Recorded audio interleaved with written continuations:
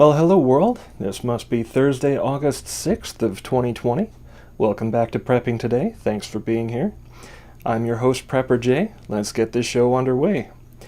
Today I want to help you with your food storage. We'll go over some basic principles if you're new to the idea, and also share a few tips and resources you can use even if you've got a good supply built up already. As always, we can also talk about anything else prepping related if you want to bring it up in the live chat or on Twitter at prepping_today. But of course, food is a basic need for everyone. We all need to eat. Of course, as we talked about last week, the everyday ways that many of us usually feed ourselves and our families, with regular trips to the grocery store, or grabbing something handy at the gas station, or driving through for fast food, or sitting down at a restaurant, any and all of these could be suddenly disrupted at any time for any number of possible causes, such as, a global pandemic, just for one example. Sudden food shortages can occur when any point of the supply chain is disrupted. Staple crops can fail due to flooding or drought or pests or disease, or mature crops might not get harvested due to a lack of workers, or they may not get transported where they need to go for manufacturers to process them, or those manufacturers may need to shut down production, or the final products may not make it to market if the distribution system is interrupted. Each stage of this process is vulnerable, and it can lead to empty shelves at the grocery store and in your cupboard. The Department of Homeland Security, the DHS, the Federal Emergency Management Agency, or FEMA, the Centers for Disease Control and Prevention, or CDC, the American Red Cross, and many other organizations universally recommend at least a bare minimum 3-day supply of non-perishable, easy-to-prepare foods to have on hand specifically for emergencies. The Red Cross even goes a little further and suggests the 3-day supply should be in case of evacuation, and your home should have a supply for at least 2 weeks.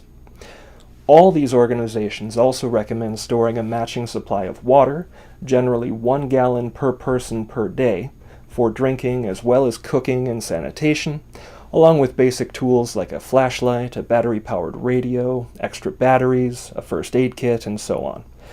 Today we're focusing on just the food component of our preparations. Of course, we'll go over the rest in detail in future episodes. Let's check out the live chat here. Food storage is what you're in the middle of figuring out. Well, this is perfect for you then. That's great. Let's see here. Now, the 3-day benchmark is a good goal to begin with, and really everyone, prepper or not, so long as their day-to-day needs are met, has a responsibility to meet at least this basic guideline, especially if they have children. This minimum supply should be sufficient for most temporary disruptions, though occasionally a situation can be more severe and a larger supply will be necessary.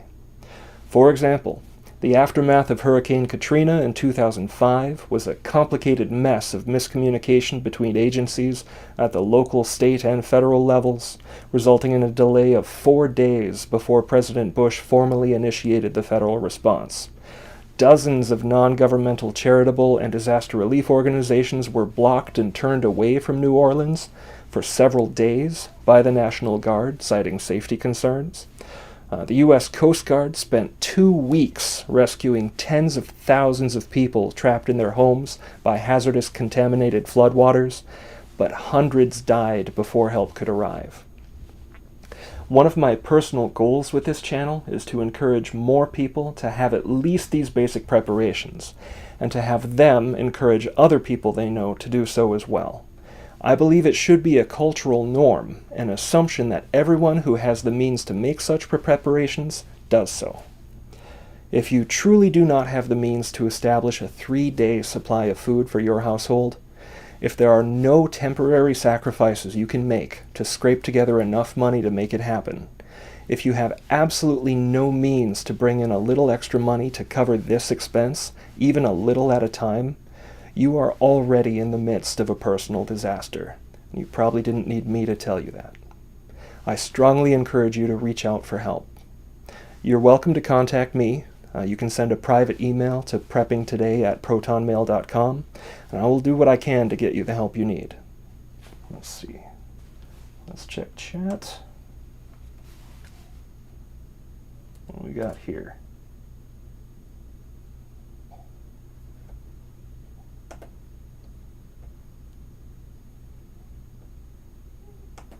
That's looking good. Let me check Twitter quick.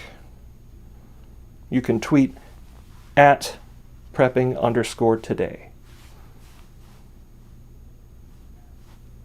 Good. Now, for a basic 3-day supply of food, many people just usually have enough in their cupboard and pantry that they could get by for 3 days if they really needed to. They might be forced to crack open that dusty can of sardines from the back corner, or eat some dry breakfast cereal or plain popcorn, or approximate a pizza with ketchup and cheese slices on a tortilla, or whatever else they can whip up from the random assortment of ingredients they happen to have on hand. Even the pet food is edible, and, pets, but that's probably more than 3 days out. Technically, most people can go several days without eating anything, though it doesn't take long before your body and mind to begin to react to increasing hunger. Fatigue, irritability, headache, dizziness, and abdominal pains are all common early symptoms, especially when combined with the stress of a situation itself, can lead to irrational thinking and poor decision making. However, planning to rely on whatever you happen to have is both risky and unnecessary, and is truly no plan at all. A disaster won't know that you were thinking of going to the grocery shopping tomorrow and decided to hold off until you make your trip. No, it's just as likely to catch you and everyone else off guard, perhaps on the worst possible day of the week or at the most dangerous time of year. There should be no need to venture out into the blizzard. Now, you don't need a grand plan with checklists and spreadsheets to get started with food storage. The very easiest way to begin storing extra food is simply to buy extra of what you already put in your cupboard. On your regular grocery shopping trip, if you normally get 2 cans of peas, get 3. Use the 2 as you normally would, and on your next trip, instead of buying 2 more, buy 3. Now you have 4 cans, 2 of which are extra. You can do this with pretty much anything non-perishable, that is, anything that you could keep in your cupboard for a fairly long time without it going bad. Pretty much anything in a can or a jar or a box, if it doesn't need to be refrigerated or frozen, you can probably store some extra. And sure, if you have room in your fridge or freezer, you can and should stock those up as well. They are more power efficient the more full they are. But power outages are a common feature in many different disaster scenarios, so I would hesitate to rely very heavily on them. If the power does go out, try not to open them unless you really need to, so the cold air stays trapped inside. Before the power goes out, if you keep the gaps filled with bottles of water, this will help keep it colder inside for longer.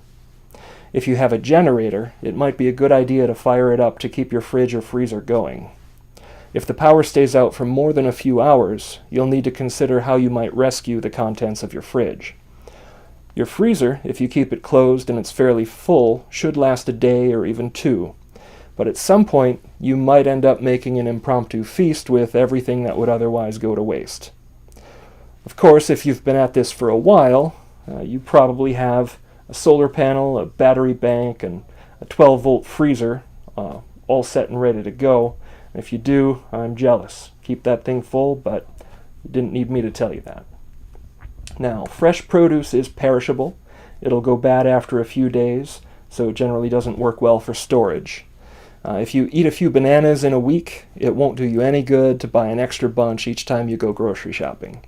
That would quickly add up to a shelf full of brown bananas, and while banana bread is a delicious way to use those up, you'd probably get sick of it after a while and end up throwing a lot of those old bananas in the garbage, or better yet, in your compost. But that's for the gardening episode. Let's see, anyone buying more than you usually do, and we know we'll eat it. Yes, exactly, that's the thing. If you keep it in your cupboard and it's what you normally eat, you know it's not going to go to waste. You'll just cycle through it. That's right. That actually brings us to the next easy technique called rotation. You want to use up your oldest food first, so when you buy those new cans of peas, you put them at the back, behind the cans that you had before. This way you ensure your extra food never goes bad. If you really want to go the extra mile with your rotation and you don't mind putting in just a little extra effort, you can check the use by markings on your food containers and put the soonest expiration dates at the front to be used up first. Sometimes your more recent purchases are actually stamped to expire before the ones you already had in your cupboard, so catching those makes this a slightly better method, but it does take extra time and may not make much of a difference.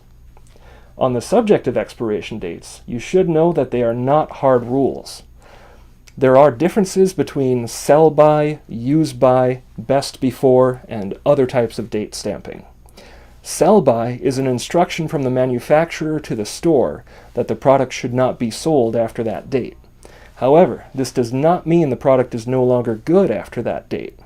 Similarly, best before and use by really just mean that's as long as the manufacturer is willing to stand behind the nutrition information on the label for that product. After that time, they'd rather sell you a new one. But as long as it's still sealed and kept in good storage conditions, most products can last well beyond that date, sometimes many years. Some of the nutrients may degrade over time, but they can still be safe to eat. That said, if you ever open a food package, whether it's expired or not, if it smells like it's gone bad, or it looks like something is growing in it, or something just doesn't seem right about it, don't chance it. Better safe than sorry. Just go ahead, toss it in the garbage. Remember, when in doubt, throw it out. Personally, so far, I've only encountered this once. I had a can of fruit cocktail that was expired for about a year, and when I opened it, it just smelled a little too sour, and the colors were a little too far on the brown side. Honestly, it probably would have been just fine, but it wasn't worth taking the chance. I tossed that can and opened another instead, and that one was just fine. Now, there can be a distinction, or a distinct difference between a very old product and a new one. I've used cans of tomato paste that were a year or two past their dates. They were distinctly darker and had a slightly more robust flavor, but they worked out just fine. I've used brown rice and oatmeal and lentil beans that were 5 or 6 years past their expiration dates, still in their original packaging with no special storage conditions, and they've always been good. Throwing something out just because of a date stamped on the package is a waste of food and a waste of money. Speaking of money, if you have the means, you can make leaps in your food storage and often save money in the process by buying in bulk. For example, rather than buying a few cans of peas on each trip, you could buy a case of 12 cans all at once. This costs more up front, but dividing that cost across the 12 cans often means each can costs you less than it would have if you bought each one on its own. If you have a membership at a wholesale club where they offer cases and large bulk packages, you can really take advantage of this difference. Just make sure the total amount you end up saving is more than what you pay for the membership. Let's check Twitter here quick.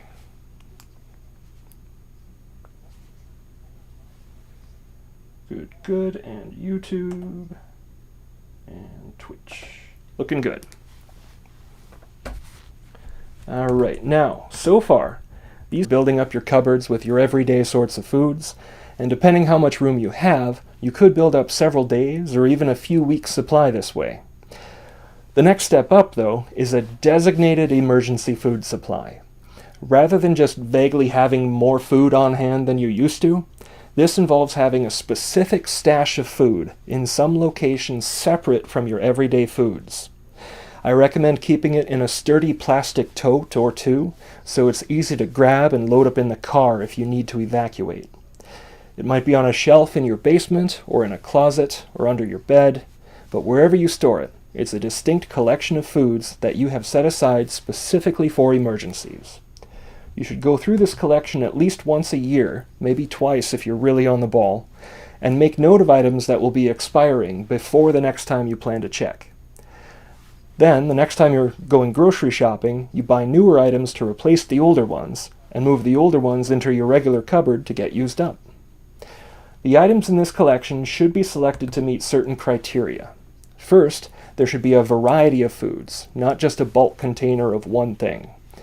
They should be shelf-stable and easy to prepare, ideally ready to open and eat without any cooking, and without needing to add any water or other ingredients. For example, this would not be the place to store a big bag of pancake mix, but you can open up a can of soup and eat it straight out of the can without actually needing to heat it up. You can buy tuna in cans or flat mylar pouches, maybe throw in a box of crackers and those extra little packets of mayonnaise you brought home from the sandwich shop, and you can construct little bite-sized tuna sandwiches. You might have granola or protein bars as a sort of breakfast item, even little bags of cookies or candy for good morale, which can mean a lot in a bad situation. Get creative with the things you and your family will enjoy. Of course, if you can, get MREs. I think this is a good place to keep a few of them. We'll talk more about those in a bit. If you have canned items in your kit, be sure to also include at least one can opener, preferably two. Military-style P38 and P51 can openers are great. They're cheap and small, they fold flat. You can get them in sets of 5 or 10 and stash some in your kitchen or your bug-out bag, your car kit, and in this food stash. There is a certain technique to using them, so be sure to practice with them before you really need them. Many Swiss Army knives and other multi-tools have a slightly different style of can opener, and the extra tools could come in handy as well, but they are more expensive. If you have an extra to spare, though, your emergency food kit would be a good place to keep it. Now, some cans have a pull tab, so you don't need an opener, but be careful with these, because their seal isn't quite as secure, and they're more prone to rupture, especially if the things in the kit are being jostled around and the corner of something hits that seal hard enough, it can pop right open and now you've got beef jerky to clean up. And that stuff ain't cheap. Anyway, let's check the chat. That's looking good. All right.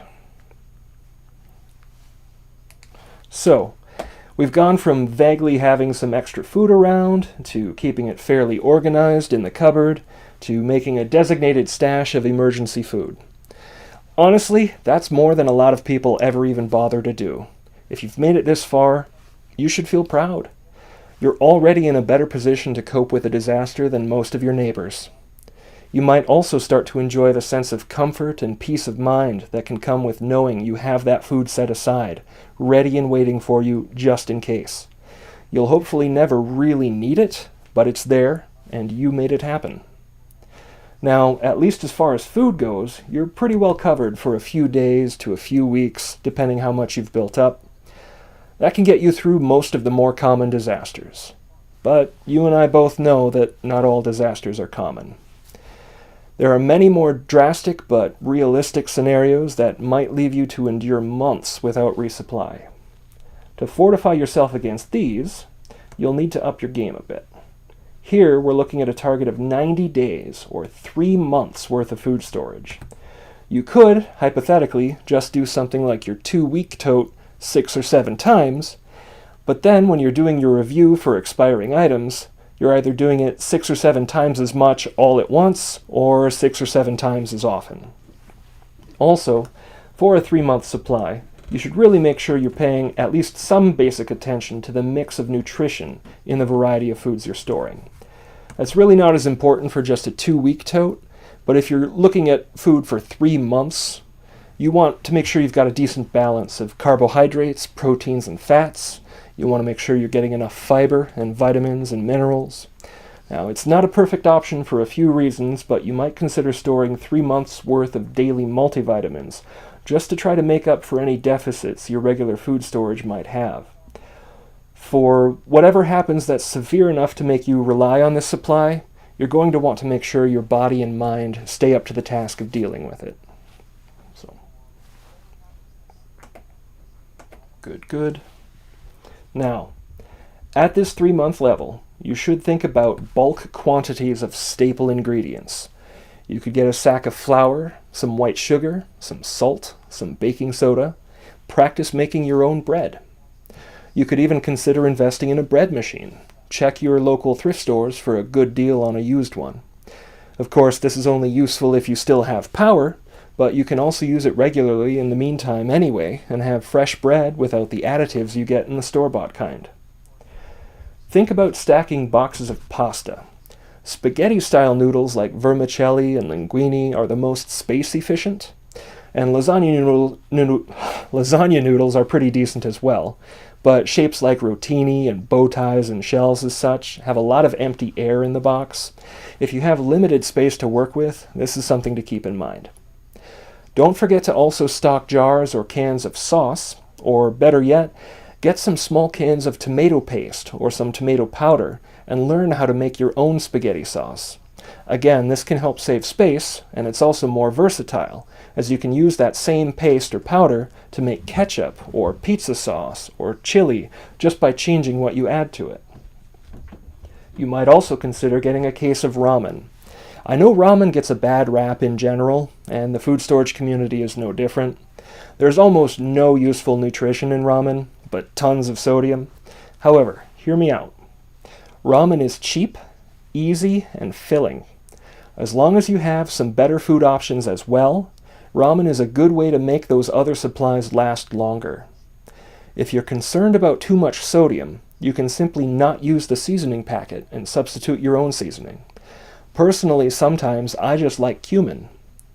Other times I make an approximation of Indonesian mie goreng with a teaspoon of brown sugar or coconut sugar, a teaspoon of soy sauce or liquid aminos, some fried onions or green onions straight from the garden, and a fried egg on top.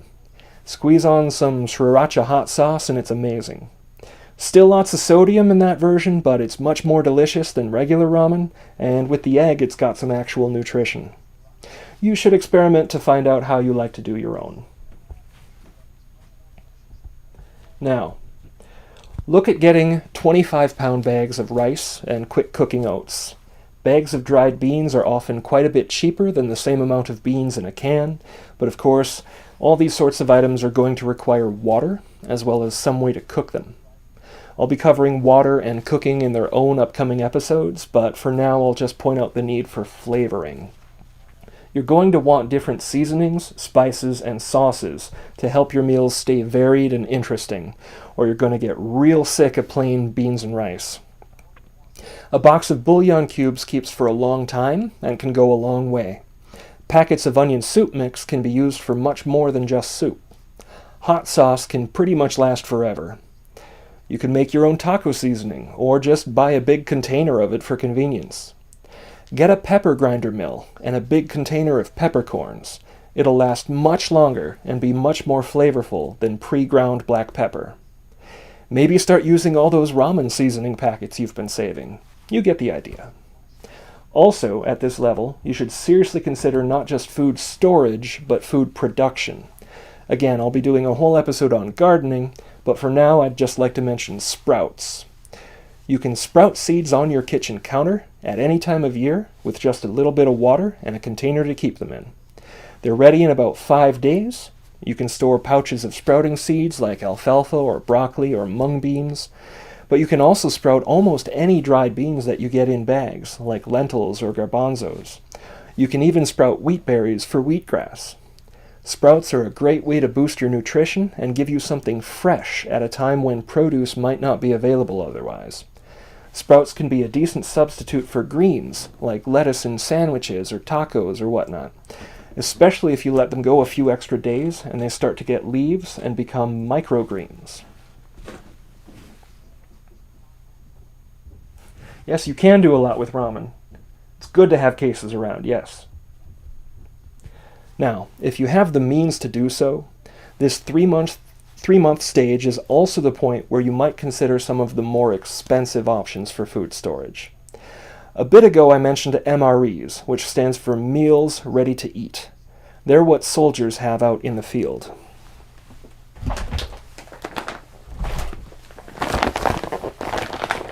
An MRE is a self-contained package with a complete meal, as well as a side and some kind of treat, plus a packet of flavored drink mix powder, some instant coffee, salt and pepper, chewing gum, a wet wipe, a little toilet paper, and a plastic spoon. There's also a special pouch that uses a chemical reaction with water to heat up the food without a stove or oven or anything. You wouldn't want to live on nothing but MREs, and some are definitely more delicious than others. but they are a solid option for a proper hot meal with good nutrition. They are a bit expensive and continue to become even more so, but if you can find a good deal on a case or two, they can be cheaper per unit. Let's see here. Now, for the US military, MREs come in 12 per case, with 2 case variations called Menu A and Menu B, each of which has a different set of meals. A special variation on the traditional MRE is the FSR, which stands for First Strike Ration. These are an entire day's worth of calories and nutrition in a single pouch. FSRs are even more expensive, and there are only 9 per case, but they are very space efficient and very convenient. There are also cold weather MREs that are pretty much like regular MREs but with extra calories, sort of in between a regular MRE and an FSR. There are also MREs meant for training camps that don't include all the items inside a regular MRE. There are also civilian versions of MREs, often made by the same companies that supply the military. There are also MREs from foreign countries. Each military has its own approach, and the variety can be interesting. If you're both curious and lucky, your local Army surplus store might have some MREs in stock from time to time. They're probably a bit overpriced and probably well past expired, but I've had some that were over a decade old and they've always been just fine. Of course, your mileage may vary.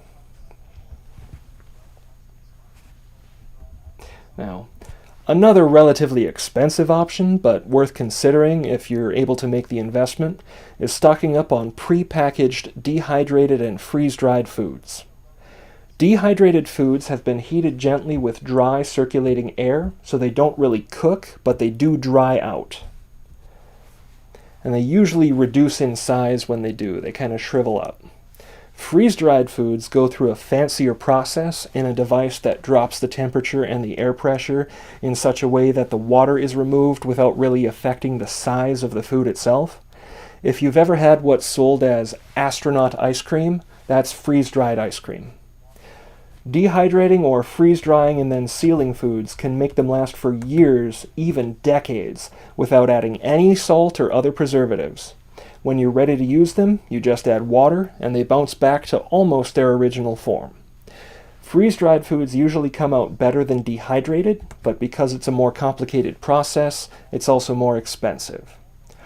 You can buy pouches of freeze-dried food marketed for camping, or you can buy large cans meant specifically for emergency storage.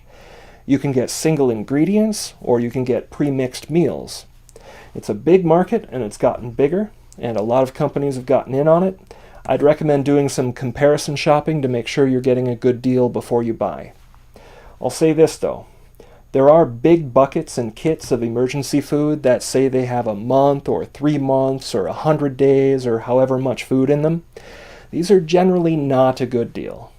Sometimes the actual contents are very heavy on sugar to inflate the number of calories, and even if the food is decent quality, if you actually calculate how much you're meant to eat in a day, it might only be 600 or 800 calories. And you're really going to be eating at least twice that, maybe more. So that bucket or kit isn't going to last even half as long as they claim. Now, these kinds of buckets or kits can be a decent deal if it's a way for you to get the contents for cheaper than if you bought them all individually and you would have wanted to buy them anyway. Just make sure this is all only one part of a bigger food storage plan.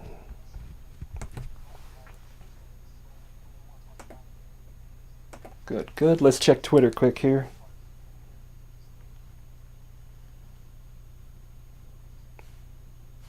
Excellent. All right.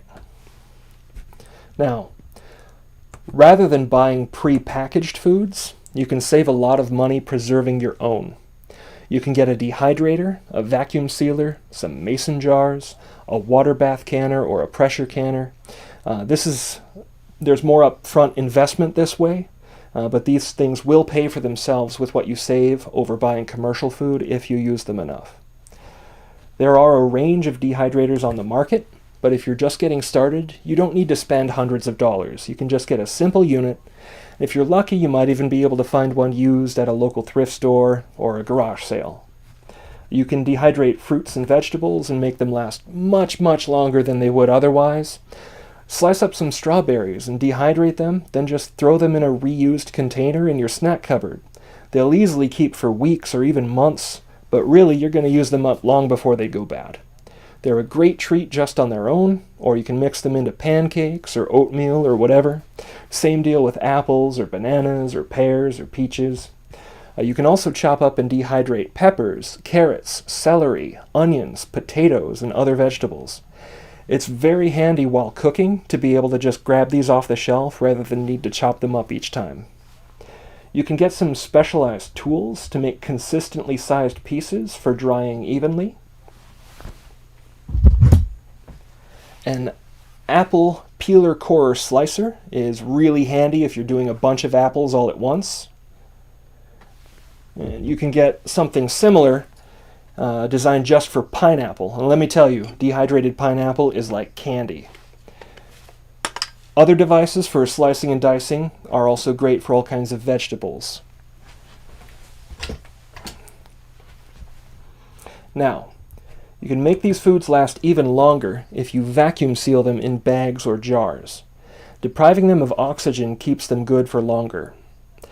There are a wide variety of vacuum sealers on the market, but like a dehydrator, you could spend hundreds of dollars, but you don't really need to. And you should check for used ones locally first. I'd recommend looking for one with a port to attach a tube, so you can use it not just for bags, but also mason jars. You can get accessories to seal both regular and wide-mouth jars. So you have a mason jar like this without the ring. You have the lid. You put the lid on. You put the accessory on. This little port, you hook up the hose for the dehydrator. It sucks all the air out, and that reduction in air pressure seals the lid to the jar.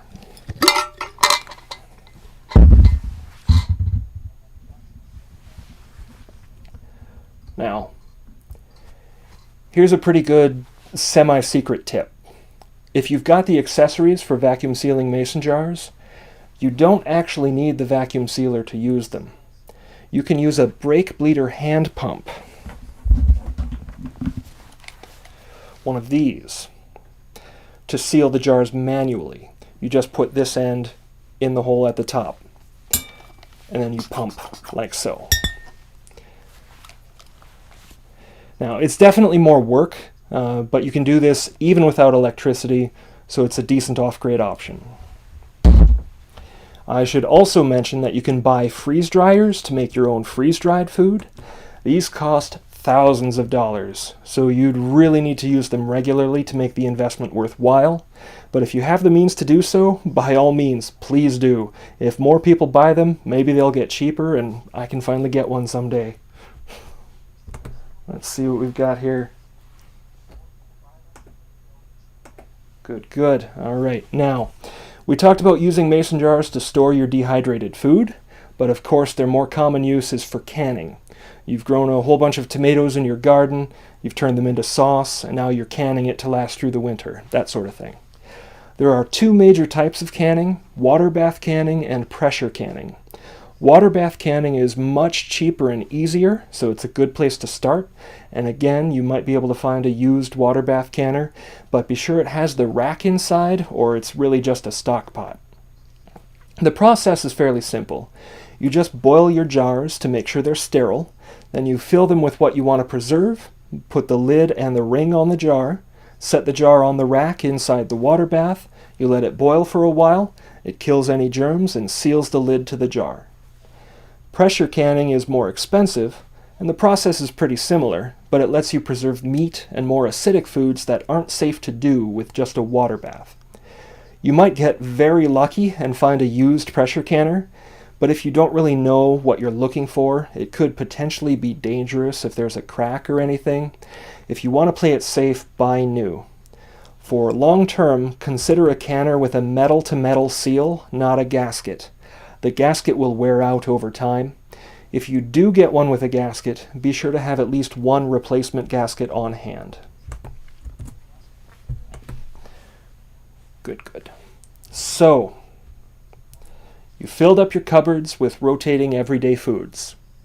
You've got a tote full of food you can load up in the car if you need to evacuate, and it would get you by for at least a few days, maybe a couple weeks. You've got a pantry stocked with bulk staple ingredients and seasonings, maybe some MREs and cans of freeze-dried foods. You've calculated calories, and you figure you could ride out a pretty major disruption that went on for a whole season. Really, that's pretty amazing. That's well above and beyond what most people will ever do. And you also have enough at this point to help out your family, friends, and neighbors in a shorter-term situation as well. But we know we're always in the middle of history. And history has shown us time and time again that major disruptions do happen, and they can last for much longer than a season. Disaster can strike at any time of year, which could affect how we use up our stored supplies, and whether we're even able to grow new crops to replace them. For such a cataclysmic disturbance, we will need much more than food storage, but the food storage component of our preparations will be absolutely critical. It will buy us time and give us options, and it should be enough to get us through at least an entire year. The foundation of a year of food storage is bulk staple ingredients preserved for 20 or 30 years or more, and the tools to make use of them. Most of the numbers I'm about to give you come from my book recommendation for this week. Stick around at the end of the live stream for that. Each person should have a minimum of 400 pounds of grains like wheat, rice, oats, and corn. At 25 pounds per 5-gallon bucket, that's 16 buckets. You will also need 60 pounds of beans. These will give you the protein you need, and they are also high in fiber and antioxidants. You will also need 60 pounds of sugar per person. Honey and real maple syrup can count toward this. Stored properly, these can last essentially forever, and they are very calorie dense. All other nutrition aside, in a long-term disaster, calories are king.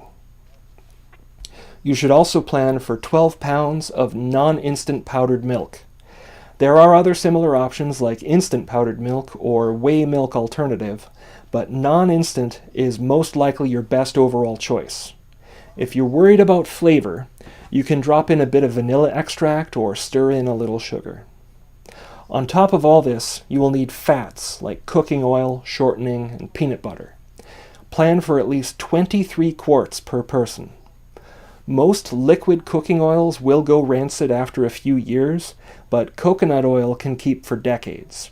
You can also get cans of shortening powder, as well as butter powder and cheese powder, and these can last 10 years or more and don't require refrigeration. Similarly, you can get ghee, which is clarified butter, and that is shelf-stable for over a decade. Also, there are certain brands of canned butter and cheese that don't require refrigeration and are popular for food storage. To round things out, for each person, you're going to want 5 pounds of salt, 2 pounds of yeast, a pound of baking soda, and a pound of baking powder. I'd just like to mention that another option besides storing baking powder itself is to store extra baking soda along with cream of tartar. You can mix the two to make your own baking powder, but you can also keep your options open if you end up wanting to use the baking soda for other things. Baking soda is incredibly versatile. It will come up a lot when we talk about sanitation. Once you have all these things in place, you should look at adding cans of vegetables, fruit, meats, and dairy, as well as things like powdered eggs and gelatin. How are we looking here? Good, good. Let me check Twitter quick. Thanks for bearing with me when I do this. Looking good. All right. Now, when you're storing things like wheat, you're also going to need a grain mill to grind it into flour. You can also grind rice and oats into flour, and even larger things like corn and beans, and even coffee if your mill supports it. Of course, I'd recommend a hand-powered mill, so it will work even without electricity. There are a lot of options on the market, and you can spend from dozens to hundreds of dollars depending on options and versatility. Some mid-range hand-powered units, for example, also have optional motors, so you can use electricity when it's available. You might also want to get a good mortar and pestle. The mill does have moving parts and can wear down, but a mortar and pestle are essentially just two special rocks that you scrape and smash together. If you have the means, I'd recommend getting a set made of unpolished granite with a 4-cup capacity. This will give you the most versatility for not just grinding grains, but also regular cooking. You should also consider making your own recipe book with the ingredients you've chosen to store. Ideally, you should type and print these recipes with detailed notes so someone else could understand them, especially if a family member might be using them when you're not around for one reason or another. Think about including a cheat sheet of substitutions, like using the juice from a can of beans to replace an egg, or adding vinegar to milk when you don't have proper buttermilk. This could come in handy if you run out of one thing but have extra of another. Also include a cheat sheet of measurement conversions. Even if you know off the top of your head that there are 3 teaspoons in a tablespoon and 16 tablespoons in a cup, it can be a handy reference if you forget, or again, if someone else you care for needs the information. It's also a good idea to include both imperial and metric conversions for both weights and volumes. Speaking of weights, consider also having a kitchen scale. It's much more accurate to measure by weight than volume, especially for ingredients like flour, and it can also mean you having fewer dishes to clean, which is important if you're rationing water. Can I recommend a good powdered egg? Well, yes, but I'm not actually a huge fan of the company it comes from. So, the powdered egg that I like comes from Wise Food Storage, but I have had some bad experiences with how they have shipped products and their customer service in response to that. I'm not a huge fan of them as a company, but man, their powdered eggs are perfect. So, something to look into there. Where are we here? Good. Now, I'd like to make something clear that there are a lot of different approaches to food storage. There are also a lot of different personality types. Some people are very neat and organized. They like spreadsheets and checklists, while others, maybe not so much. I just want to stress that you should do what works for you. It's important to get something put back for a rainy day. More important to do that than to get caught up in the details of doing it. Just get started. Don't let the idea that it needs to perfectly match this way of doing things keep you from actually doing anything. If the techniques I've laid out so far don't really work for you, I would like to offer another alternative approach for you to consider. Credit goes to Wendy DeWitt for this one. Essentially, the idea behind her system is that you come up with 14 recipes, 7 for breakfast and 7 for dinner, and that's a week's worth of food. You figure out all the ingredients for each recipe and multiply by 52, because there are 52 weeks in a year. That tells you exactly how much of everything you need to store up a year's worth of food for meals you know you like and you know how to make. It's a pretty elegant system, and you might want to give it a try. Okay, so you've made it this far. You've heard all about these foods you should store, but it turns out, hey, that isn't going to work because you have celiac disease or gluten intolerance or lactose intolerance or a peanut allergy. If you have a special diet restriction, you're generally going to already have some idea of how you need to deal with it, what substitutions you can make, and so on. And you can adapt your particular long-term storage plan to take that into account. For example, you might not store wheat or pasta, but store extra rice and oats and corn so you can grind those into flour instead. You might store sunflower butter or almond butter instead of peanut butter. You might have boxes of shelf-stable almond milk instead of powdered dairy milk. You'll need to watch ingredients on any pre-packaged meals you store to make sure they don't include the allergens that affect you. Some people with a family or personal medical history of high blood pressure or stroke, for example, need to take special care to avoid having too much sodium in their diet. A good substitute for regular sodium table salt is potassium chloride. Most people eating a standard Western diet these days get too much sodium but not enough potassium, so this is a way to kill two birds with one stone. You might also consider buying low-sodium versions of food for your storage. That said, in a long-term survival scenario, odds are pretty good there will be a lot of physical labor involved. Your body will need electrolytes like sodium, and that extra exercise is likely to offset the risk of an increase in your sodium intake. That said, not your doctor, your decisions are your own. How are we looking here? Good, good. So, speaking of diet restrictions, some are more voluntary. Anyone on a low-carb, South Beach, paleo, whole foods, plant-based diet is probably going to need to expand their food options in a survival situation. Every vegan or vegetarian I've seen or spoken with about this recognizes this fact and would of course eat meat if it became necessary. There are some who may not, most likely for deep-held ethical beliefs, and that's absolutely their right. I would of course encourage anyone in such a position to account for this in their food storage, particularly with respect to supplementing vitamin B12, but again, if this is you, I'm sure you know all about that already. On the other hand, there are also anti-vegans. This is a voluntary diet restriction of its own. Now, I'm not a vegan nor a vegetarian. I was raised into a meat-eating culture, and I think it's delicious. However, if you're the type to reject vegetarian options simply for the fact that they're vegetarian, you're going to miss out on a lot of amazing food options in both regular times and for your long-term food storage.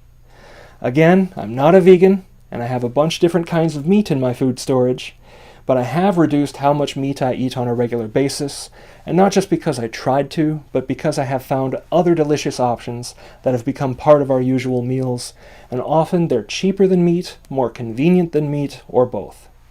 I strongly encourage you to at least try some vegetarian options, and if you don't like one, that's fine. Try something else another time.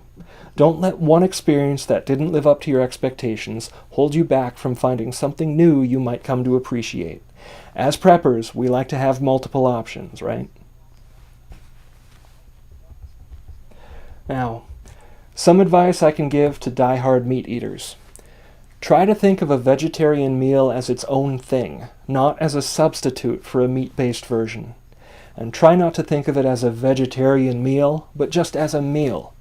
If you're expecting one thing and it ends up being another, even if that other thing is quite good on its own, you're probably going to be disappointed just from that difference. I'll give you an example. I make something I call veggie bake. It's great hot out of the oven, the leftovers keep well in the fridge, and you can slice it cold and put it on some bread for an awesome sandwich. I adapted the recipe from one I found online called lentil meatloaf.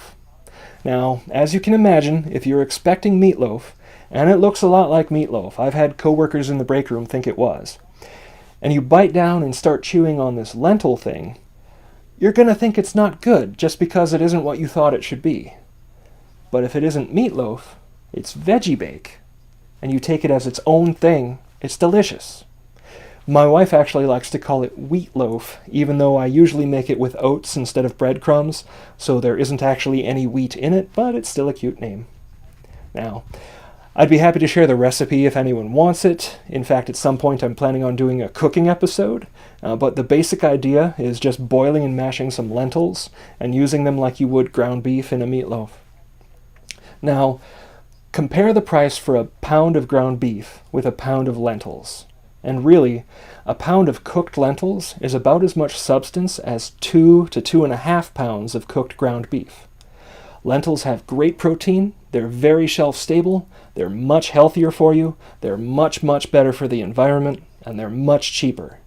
It's way more accessible to buy a 25-pound sack of lentil beans than to buy 50 pounds of ground beef.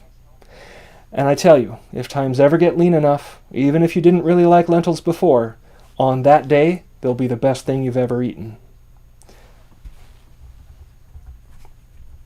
Now, along the same lines as lentils, there's something called TVP, textured vegetable protein. It's a nice dystopian sounding name for a pretty excellent food. It's basically just little dried crumbles of soy protein that you stir into boiling water, and they hydrate pretty much immediately and they're ready to use. They have hardly any flavor of their own, so the idea is that you season them however you'd like, and they take on that flavor. You can use beef bouillon and have something similar to ground beef, or you can do a mix of smoked paprika, turmeric, onion powder, and black pepper to make something kind of like scrambled eggs. It's great in a breakfast burrito. But what we do most often here is mix in a can of black beans and some taco seasoning, and that's the meat for taco night. Now, maybe you've already had some TVP and didn't like it, but it's pretty versatile, and I'd encourage you to try it in other ways. You can add a bit of it into other things to make them stretch more, because it takes on the flavor of whatever it's in, and it hides pretty well and gives you some extra protein. We've bought TVP from a few places. Bob's Red Mill is good quality, but pretty expensive for the amount you get in a bag. It was cheaper per ounce from the pull dispensers at our local co-op, but I found it even cheaper in a 25-pound bulk box that I got online. So now we just keep it in an old pickle jar in our cupboard with a masking tape label that says TVP, and we refill that from the box in the basement. All right. Let's move on to the news for the day.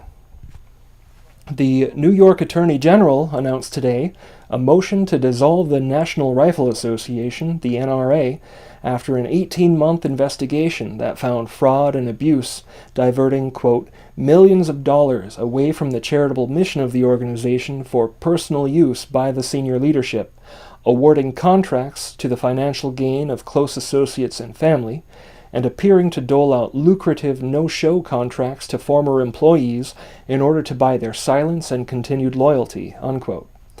This financial misconduct contributed to a loss of more than $64 million over a 3-year period. The investigation is ongoing, so there may be more to come as well. Of course, this story has already been politicized like crazy. Suffice it to say, wherever you happen to land on this, it's at least very interesting to gun rights activists. In other news, on Tuesday, a massive explosion in Beirut, the capital of Lebanon, has left at least 135 people dead and another 5,000 injured, with 300,000 residents displaced from their damaged homes. Prime Minister Hassan Diab said that about 2,750 metric tons of ammonium nitrate had been stored in a hangar in the city port after a ship transporting the material was abandoned by its crew in 2013. This material caught fire and exploded. Ammonium nitrate is commonly used as an agricultural fertilizer and in explosives for mining.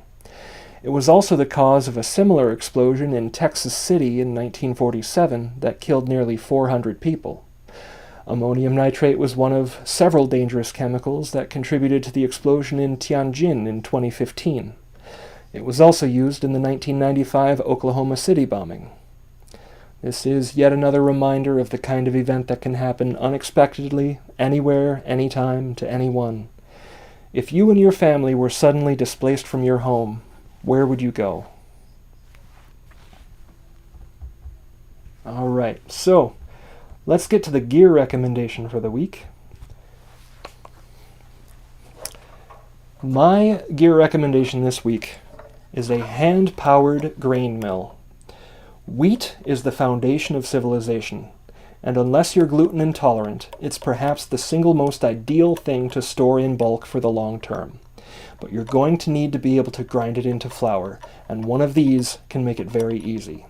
This particular mill is from Victorio. It's a mid-range option. Cheaper mills aren't as versatile, and more expensive mills are more expensive. The stainless steel burr in this model can be swapped out, depending on the size of the grain or bean you want to grind. Cheaper mills are generally limited to a smaller size range. Some of the more expensive mills use nice grinding stones, and they're designed to be mounted more permanently than this. This mill does support an electric motor as an accessory. I haven't invested in one quite yet myself, but it would be pretty nice to have the option. Now, whether you go with a less expensive model or save up hundreds of dollars for one of the fancier designs, if you're storing wheat, you should definitely have a hand-powered grain mill. Alright, and for the book recommendation for the week, I've got Store This, Not That by Crystal Godfrey and Debbie Kent. This is the source I referenced for the quantities and the year's supply, but that was just one part of one page. There is so much more in here. It's absolutely packed with great information for doing short-term and long-term storage. It's laid out in a really accessible way, almost like a magazine, with full-color, glossy pages. There are tons of comparisons between different options for shelf life, nutrition, and price. The last section is all recipes you can make from what you have stored. There are some things I think they're a little too harsh on. For example, they don't really recommend MREs or TVP, but personally I think they're both pretty great options. That said, overall, this book is an excellent resource for starting and growing your food storage. Again, this is not a sponsored review. I'm not being paid to say this about this or the grain mill, but I would recommend them both to anyone. Well, you love that book. That's good. It's a great book. Of course it's great, or I wouldn't recommend it, right? Good, good. How are we doing here? All right. I'm going to check Twitter one last time here.